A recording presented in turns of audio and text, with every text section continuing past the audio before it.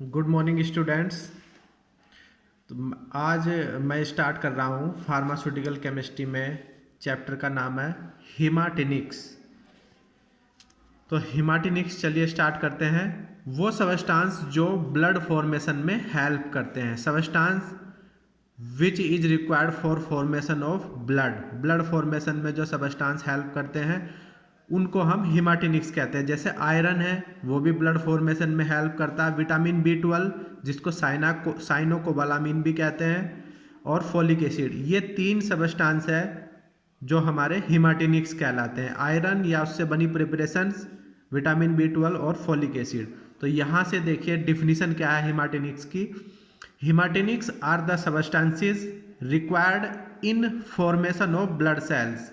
ठीक है, तो हीमाटिनिक्स वो सबस्टांस होते हैं जो ब्लड सेल्स फॉर्मेशन में हेल्प करते हैं।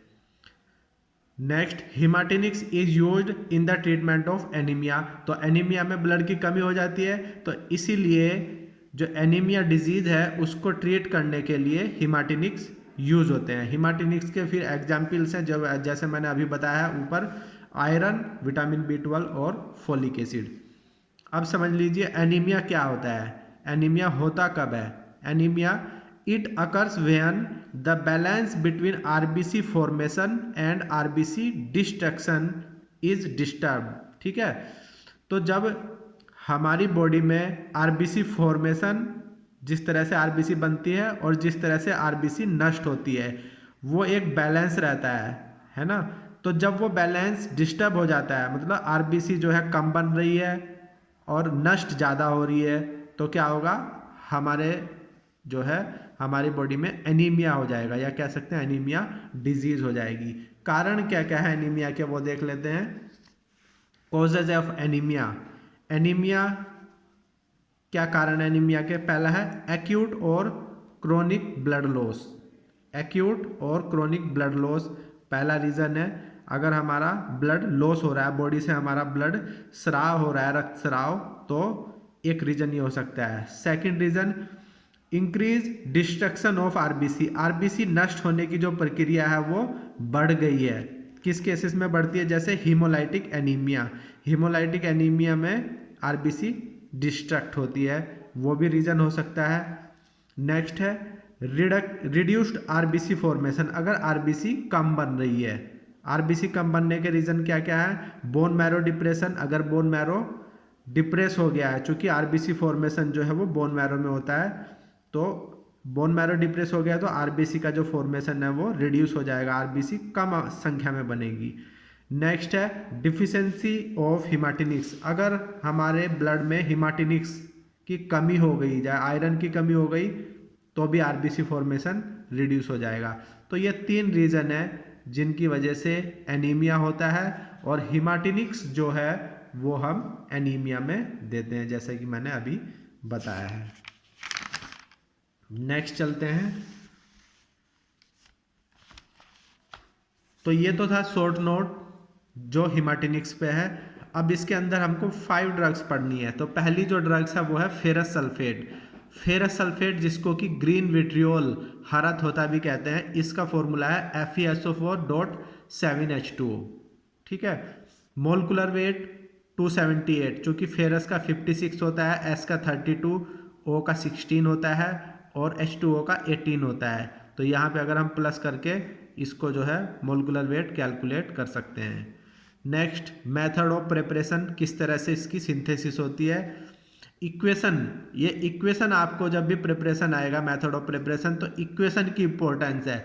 आपके याद अगर इक्वेशन है तो आप जो है ये जो लैंग्वेज मैंने लिखी है नीचे, ये अपने से बना के लिख सकते हैं। देखिए Fe + H2SO4, FeSO4 + H2, तो हम लिख सकते हैं it is prepared by the reaction of iron with sulphuric acid. तो यहाँ पे देख रहे हो आयरन और सल्फ्यूरिक एसिड की रिएक्शन से ही फेरस सल्फेट बना हुआ है। ठीक, नेक्स्ट जो आपका नया सिलेबस आया है उसमें आपको फिजिकल प्रॉपर्टीज, केमिकल प्रॉपर्टीज ये सब नहीं पढ़ना, उसमें पढ़ना क्या आपको फार्मास्यूटिकल फॉर्मुलेशंस। तो फार्मास्यूटिकल फॉर्मुलेशंस मीन्स किस किस फॉर्म में, ये किस किस डोजेज फॉर्म में हमारा आयरन सल्फेट या फेरस सल्फेट अवेलेबल है।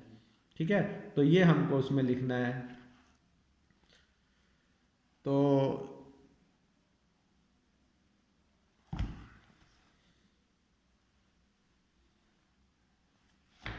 इसमें देखोगे आप, इसमें है ओरल लिक्विड, लिक्विड फॉर्म में अवेलेबल है, ओरल ड्रॉप्स फॉर्म में अवेलेबल है, कैप्सूल फॉर्म में और टैबलेट फॉर्म में अवेलेबल है। कैप्सूल फॉर्म में dried ferrous sulphate 150 mg, tablet में ड्राइड फेरस सल्फेट 325 mg। ठीक है, तो ये सब फार्मास्यूटिकल फॉर्मुलेशंस है। और इसके बाद आपको लिखना है मार्केट प्रिपरेशंस। और मार्केट प्रिपरेशंस में आपको ब्रांड नेम लिखने होते हैं, मतलब मार्केट में जो फेरस सल्फेट है वो किस किस फॉर्म में अवेलेबल है और उसका क्या क्या नाम है। तो पहला तो जेनेरिक नेम इसका हो गया फेरस सल्फेट, मतलब फेरस सल्फेट जेनेरिक फॉर्म में ये अवेलेबल हो सकता है। और इसमें आपको 2 ब्रांड नेम लिखने होंगे और उसकी फॉर्म लिखनी होगी। जैसे पहला है फेरोलेम, फेरोलेम जो है आपका सिरप फॉर्म में है, तो each syrup each 5 ml contain ferrous sulphate heptahydrate, मतलब FeSO4.7H2, इसमें 150 mg होगा। दूसरा है फेरोलेम, ये है टैबलेट और इसमें फेरस सल्फेट जो है वो 325 mg होगा।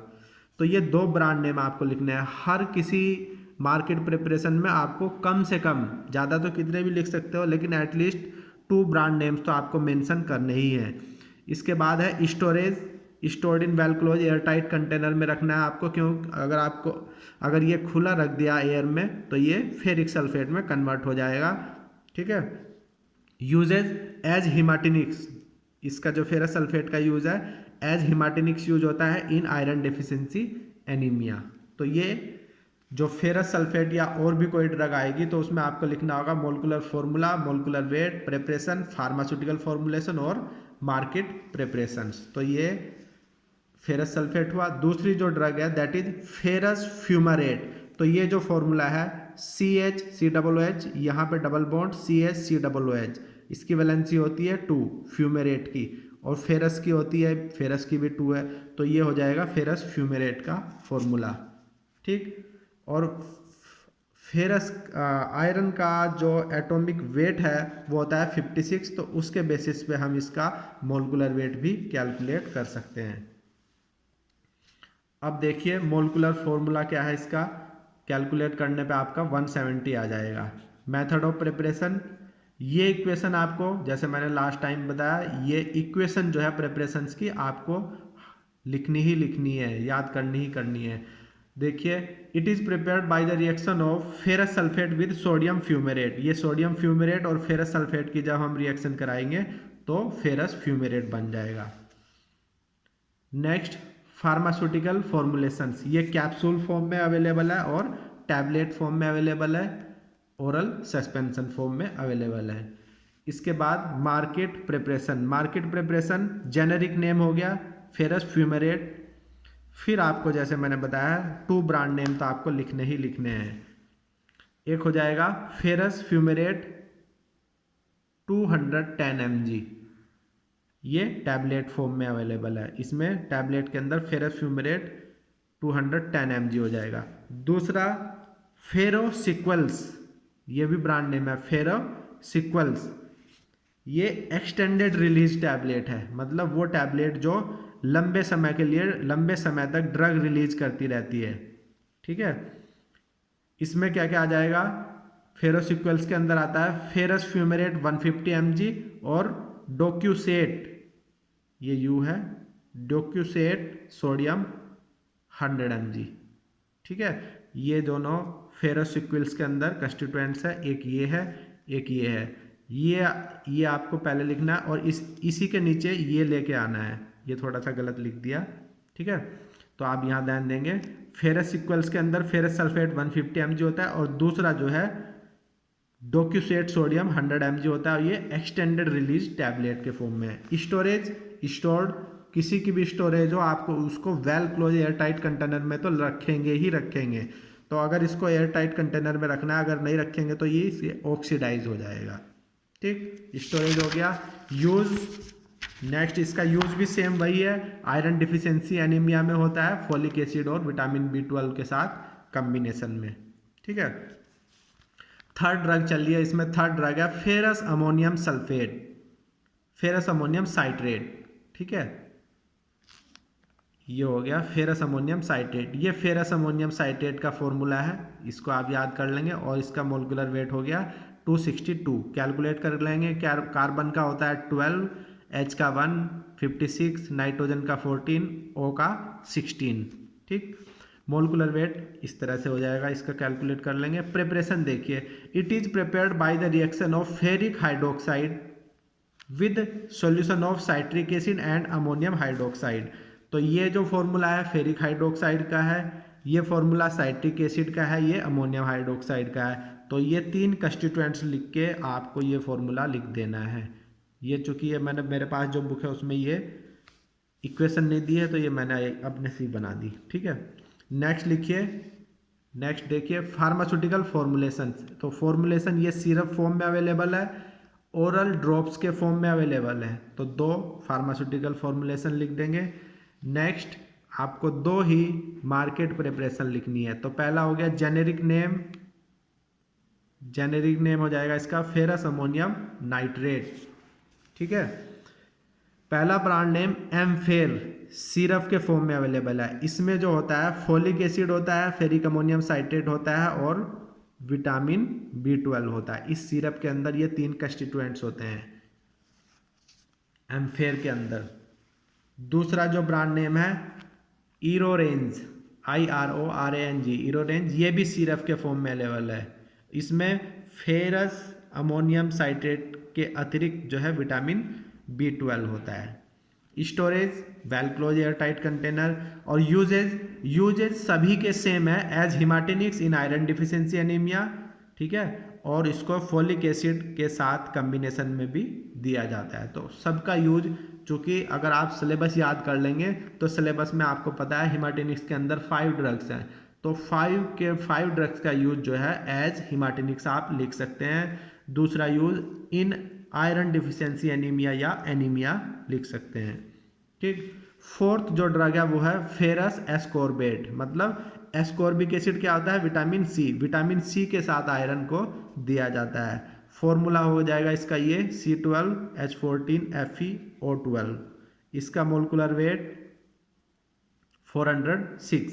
Method of preparation, ferrous sulphate की बैरियम स्कोर्बेट के साथ रिएक्शन कराएंगे तो ये हमारा फेरस एस्कोर्बेट हमको मिल जाएगा। ये इक्वेशन आपको याद कर लेनी है।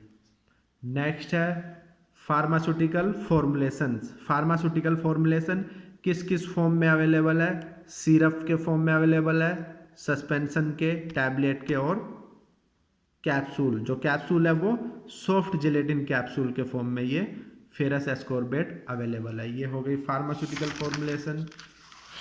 नेक्स्ट है मार्केट प्रिपरेशन। मार्केट प्रिपरेशन में एक तो आपको जेनेरिक नेम ही लिख देना है फेरस एस्कोर्बेट, यहाँ पे जेनेरिक नेम फेरस एस्कोर्बेट, और दो ब्रांड नेम आपको लिख देना है। ब्रांड नेम पहला है LEFE, लेफे, सिरप के फॉर्म में है। इसमें ईच 5 ml कंटेन, हर 5 ml में फेरस एस्कोर्बेट 30 mg होगा, ठीक है। और फोलिक एसिड जो होगा वो 50 mg होगा। नेक्स्ट है फेबिन। फेबिन के ये सस्पेंशन है, ये सिरप था, ये सस्पेंशन है। तो इस सिरप में फेरस एस्कोर्बेट और फोलिक एसिड होगा, ये क्वांटिटी है। Storage stored in well close air container. Uses as haematinics और इन आयरन डिफिशियंसी एनीमिया। तो ये इसका, ये सभी पांचों की पांचों ड्रग्स का यूज है। नेक्स्ट है कार्बोनिल आयरन, इसको आयरन कार्बोनिल भी कहते हैं, carbonyl iron. Formula FeCO5, molecular weight इसका 196 हो जाएगा, formula FeCO5। Method of preparation, method of preparation, it is synthesised from the reaction of iron iodide and carbon monoxide. तो ये Fe2 और CO कार्बन मोनोऑक्साइड की रिएक्शन से बनता है। ये इक्वेशंस हैं, ठीक है, इसको देख लेंगे। नेक्स्ट है फार्मास्यूटिकल फॉर्मुलेशन। कैप्सूल के फॉर्म में अवेलेबल है, हार्ड जिलेटिन कैप्सूल। सस्पेंशन के फॉर्म में अवेलेबल है, ये इसकी कंसंट्रेशन लिखी हुई है किस किस फॉर्म में, 50 mg पर 5 ml, 50 mg पर 100 mg, 50 mg में भी है, 100 mg में भी अवेलेबल है। ठीक है,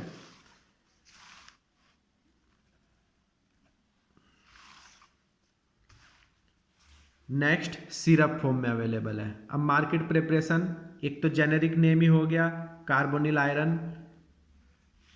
नेक्स्ट जो ब्रांड नेम है कोफोल जेड, कोफोल जेड कैप्सूल के फॉर्म में अवेलेबल है। इसमें 3 ड्रग है, carbonyl iron, folic acid, zinc sulphate. Next है फेरिक सी, ये सस्पेंशन के फॉर्म में अवेलेबल है और each 5 ml contains carbonyl iron 50 mg, folic acid 0.5 mg, vitamin B12 7.5 microgram और जिंक ग्लूकोनेट 5 mg। तो इस तरह से 2 ब्रांड नेम है और उन ब्रांड नेम्स के अंदर किस किस कंसंट्रेशन में ड्रग है वो आपको लिखनी है। Next storage, stored in well close air tight container, room temperature पे रखना है। Uses, it is used as haematinics, as haematinics use होता है और आयरन डिफिशियंसी एनीमिया में यूज होता है। ठीक, तो ये आपका हीमाटिनिक्स चैप्टर था जिसमें कि आपको 5 ड्रग्स पढ़नी थी और ड्रग्स के बारे में आपको, हर ड्रग्स के बारे में आपको उसका molecular formula, molecular weight, method of preparation, storage, use और फार्मास्यूटिकल फॉर्मुलेशन और मार्केट प्रिपरेशन ये लिखना है। ठीक है, तो ओके, थैंक यू।